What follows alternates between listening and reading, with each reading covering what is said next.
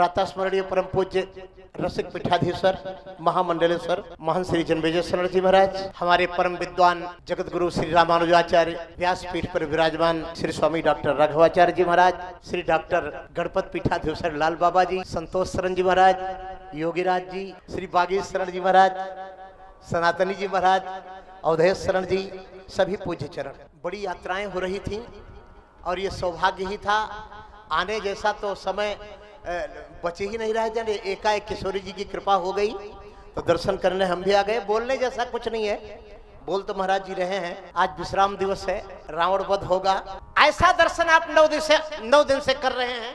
भगवान श्री राम के 16 प्रकार के गुणों की व्याख्या श्रीमद् वाल्मीकि रामायण, जो बड़े महान शब्द से ता से प्रारंभ होती है। तपः स्वाध्याय निरतम, श्री गायत्री मंत्र का प्रथम अक्षर भी ता है।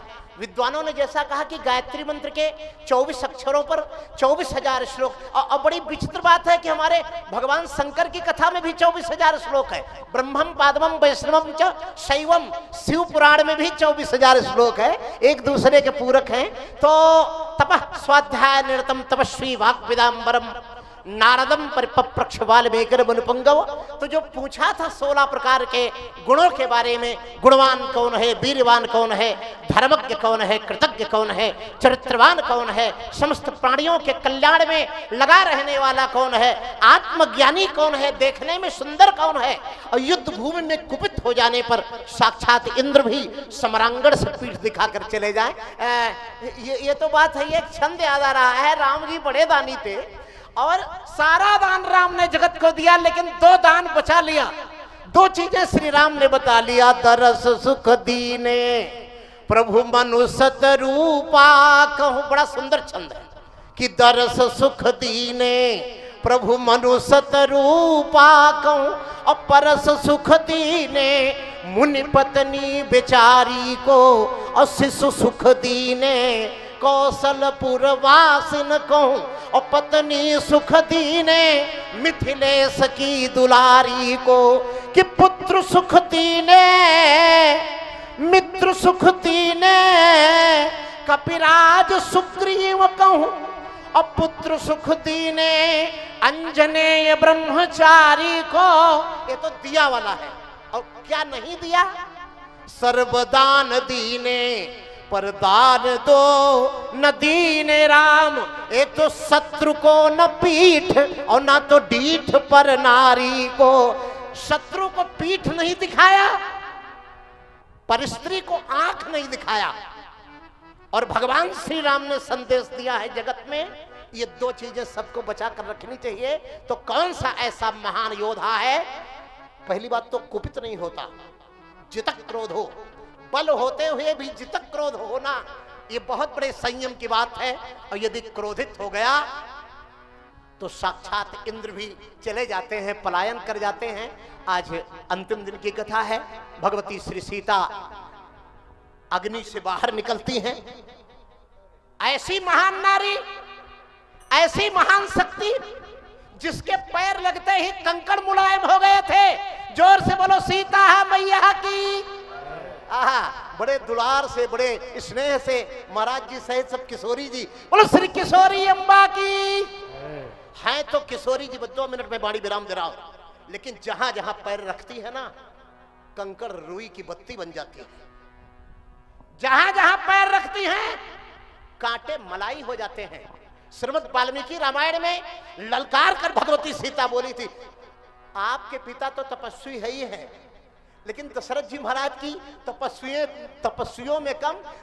राम को समझने के पहले दशरथ जी को समझना पड़ता है। श्रीमद् वाल्मीकि रामायण के बालकांड के 6वें सर्ग के पहले, दूसरे, तीसरे, चौथे 4 श्लोकों में दशरथ की व्याख्या है। तस्यापुर्याम अयोध्यायाम वेदविद सर्वसंग्रह दीर्घदर्शी महातेजा पौरजान पद प्रिय इच्छाकूणाम तीर्थो यज्वा धर्म परो वसी महर्षि कल्पो राजर्षि त्रिषु लोकेषु विश्रुतः यथा मनुर्महातेजा लोकस्य परिरक्षिता तथा दशरथो राजा। ऐसे दशरथ जी महाराज थे कि 20 बरस के बाद क्या होने वाला है, ये मदारी लोग नहीं बता पाएंगे। जो आपके मदारी आजकल घूम रहे हैं ना, जो हाँ, कि 20 साल के बाद क्या होने वाला है, कोई किसी की पर्ची निकालता है, कोई किसी की पर्ची निकालता है। दशरथ जी महाराज से बड़ा पर्ची निकालने वाला कोई नहीं था। बोलो चक्रवर्ती सम्राट महाराज की। 20 वर्ष के बाद क्या होने वाला है, दीर्घदर्शी थे दशरथ जी और महान तेजस्वी थे। राजर्षि होते हुए भी महर्षियों के लक्षणों से संपन्न थे। ऐसे चक्रवर्ती सम्राट श्री दशरथ जी महाराज, तो ये गुण उनमें था। लेकिन भगवती सीता जोर से बोली, तपस्वी मेरा बाप है। तो राम जी बोले आप क्या करेंगी? तो बोली यदि तुम परिस्थिति दुर्गम वन मध्य राघव, मैंने सुना है रघुनंदन आज आप बन जा रहे हैं। तो राम जी बोले आप क्या करेंगी? तो भगवती सीता बोली अग्रतस्ते गमिष्यामि, आप मेरे पीछे पीछे चलेंगे। है हिम्मत? रील बनाने की तो सबकी हिम्मत, इतिहास में अमर नहीं होगा कोई रील बनाकर, कांटे और कंकड़ पर पैर रखकर अमर होगा। जैसे भगवती किशोरी बोली अग्रतस्ते गमिष्यामि मृदगंती कुश कंटकान, कुश और कांटों को कुचलती हुई सीता चित्रकूट तक चलेगी। मतलब भगवती किशोरी मैया की। इधर तो कांटे कंकड़ मलाई हो गए, उधर अग्नि शीतल हो गई। अंके नादाय वेदेही है। माया सीता को प्रभु श्री राम ने अग्नि में बिठाया और अग्निदेव बोले राम जी क्यों ऐसे बोल रहे हैं, ऐसा ते राम वेदेही, ये आपकी सीता ये है। तो 3 सीता का वर्णन है। एक तो अग्नि में बैठी, और एक रावण के वध के पश्चात अग्नि में प्रवेश की, और एक अग्नि से निकली। तो अग्नि में बैठी कौन थी ये आप लोग जानते हैं, अग्नि से निकली कौन? जो बैठी नहीं थी, असली सीता। और जो बैठी थी वो कहां गई? पद्म पुराण का पाताल खंड कहता है दग्ध्वा माया मयीम सीताम, माया की सीता को अग्नि ने जला दिया, क्योंकि अग्नि ही सीता को बुलाने वाले हैं। हिरण्यवर्णाम हरिणीम स्वर्ण रजतस्रजाम चंद्राम हिरण्यमयीम लक्ष्मीम जात वेदोम आभा। बोलो लक्ष्मी मैया की। 4 पंक्ति सीता जी के चरणों में, 4 पंक्ति एक और बताकर बाणी विराम। नयन अमी, ये छंद आप सब लोग लिख दीजिए। सवेरे सवेरे स्मरण करने से भगवती की बड़ी कृपा होती है। अरे नयन अमी दृग दोष दूरी करीबे को हरिबे को मूढ़ता और दुरित अंधियारी के, और जन मन रंजन यमित दुख भंजन सुवंजन विमल सुठ विकल विचारी के, मद मोह दलन हरन दुख दारिद के, और कलुष बिटप हित कुटिल कुठारी के, और जनक दुलारी श्री राम जू की प्राण प्यारी, और बंदऊ चरण रजसी सुकुमारी के, जनक दुलारी श्री राम। ताली जोर से बजाना चाहिए ना, यही दिक्कत, यही दिक्कत। पुष्पक विमान चला है तो ये काली काली छाया सामने आकर खड़ी हुई है। ठहरो। सीता जी बोली प्रभु ये कौन है? राम जी बोले पल्लू डालो सर पर, सीता खड़ी हो जाओ। कहते ही अवसर दशरथ तहाँ आए, तनय बिलो की नयन जल छाए। विशाल छाया दशरथ की विमान के सामने खड़ी है। राम जी से बोले बेटा वरदान मांगो। राम जी बोले पिताजी आप बड़े विचित्र हो, वरदान देके भी पेट नहीं भरा आपका। 2 वरदान उधर अयोध्या में दे आए थे, सब हो रहा है। दशरथ जी बोले वरदान नहीं मांगोगे राघवेंद्र तो हम सामने से हटेंगे ही नहीं। दशरथ जी ने सोचा देखें अभी महाराज के मन में कैकेयी के प्रति भावना कैसी है। एक बात मेरी लिख लीजिए, हर चीज नहीं एक मरकज पर, एक रोज इधर एक रोज उधर। नफरत से न देखो दुश्मन को, शायद वो मोहब्बत कर बैठे। बोलो जय श्री हरि। नफरत से न देखो दुश्मन को। तो राम जी ने मांगा क्या? महेश दास जी महाराज में बैठे, अभी मेरी नजर पड़ गई। परसों आपने फोन किया था, उज्जैन में थे हम। तो राघवेंद्र ने मांगा क्या? यही बोलकर बाणी विराम कि सुरलोक विशोक।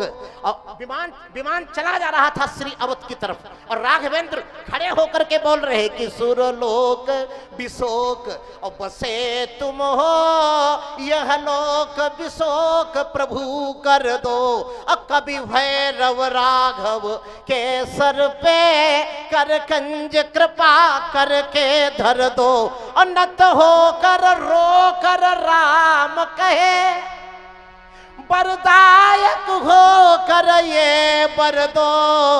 अब राम यही विनती करता, मेरी माँ मंझली को क्षमा कर दो। अब राम यही विनती।